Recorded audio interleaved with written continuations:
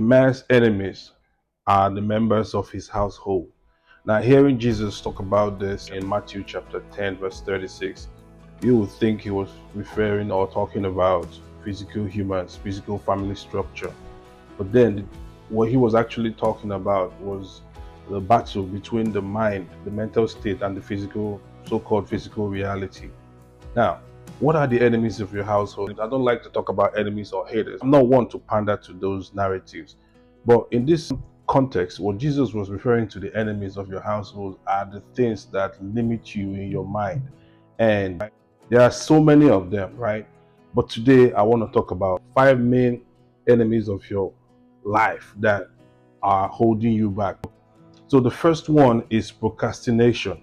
Of course, you already know what it means when you keep deferring the actions you're supposed to take with your life.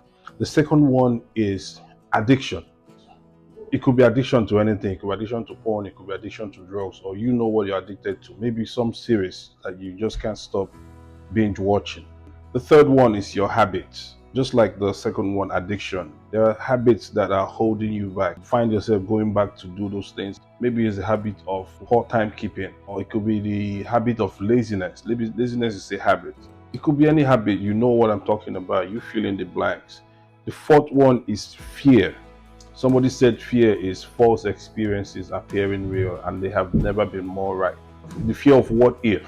What if I fail? What if I make fun of myself? What if it doesn't work? The fear of what would people say? That is the fear that holds you back. That fear is not real. It's one of the limiting beliefs that are standing in the way of you making progress with your life. The fifth one, which is the mother of them all, is self-doubt. That self-doubt is that voice that comes to you when you're about to make that power move, stands in the way and reminds you that you are not ready. That voice that comes and tells you it's not your type. That voice that tells you, why do you think this is for you? Self-doubt comes in different ways. It portrays itself as thoughts in your head.